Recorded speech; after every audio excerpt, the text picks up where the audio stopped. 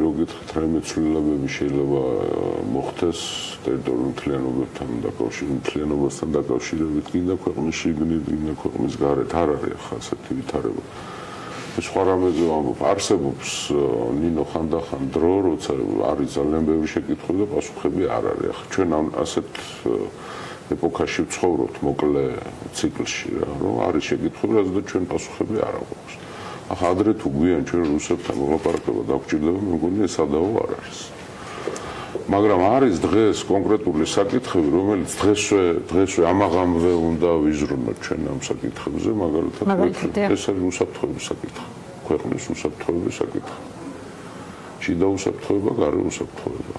და საქართველოსთვის სამწუხაროდ უსაფრთხოებას არ წარმოადგენს მარტო რუსეთის ფედერაცია.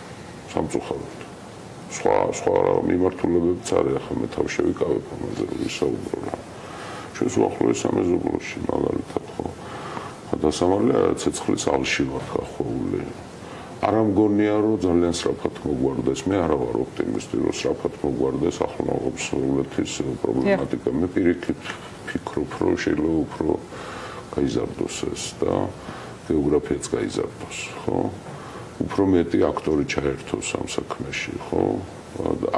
და ეს აქტორები ჩაერთობიან არა მოგვარებაში, არამედ პირიქით კონფრონტაციაში. ამიტომ ჩვენ ახლა როგორმე ქვეყანა უნდა გავარიდოთ პოტენციურ საფრთხებს. რამდენად გამოგვივა ეს საკუთე თემაა, მაგრამ მე რატომღაც მგონია რომ ჩვენ შეგვიძლია ეს გავაკეთოთ, თუმცა ადასტურებ იმასაც, რომ ჩვენი ხელისუფლება ამისთვის მზად არ არის მარტო იმ მიზეზის გამო, იმიტომ რომ ამ საფრთხებს ისინი ვერ ხედავენ.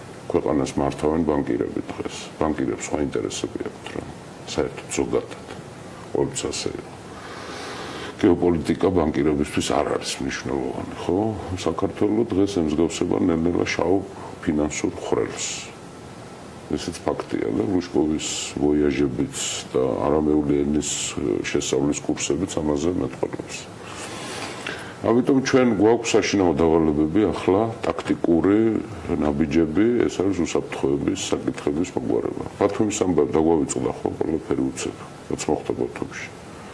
დაგვავიწყდა. და იქ ძალიან საინტერესო პროცესი მოხდა, ჩვენთვის ძალიან სახიფათო. ამიტომ ვიფიქროთ ახლა ამაზე, რაც შეეხება გლობალურად ტერიტორიული მთლიანობის საკითხის მოგვარებას, არც რუსები არ არიან მზად, არც ჩვენ არა ვართ მზად, არც აფხაზები არიან, ოსები მით უმეტეს არ არიან მზად. ხო? არც დასავლეთი არ არის ამისთვის მზად. საუკეთესო გამოსავალი ამ წუთში უსაფრთხოება ის რაც აგვაქვს ის შევინარჩუნოთ, დავიცვათ და როგორმე შიმშილით არ ამოუწყდეთ. აი ეს არის ჩვენი თავარი. ბატონიკა ფინალში რუსეთთან მოლაპარაკების გარეშე ვერ გადაწყდება კონკრეტული საკითხები, ასეთია ბატონი გუბას აზრი. როგორ ფიქრობთ, თქვენ შეიძლება რომ რაღაც ის რეალობა გაჩნდეს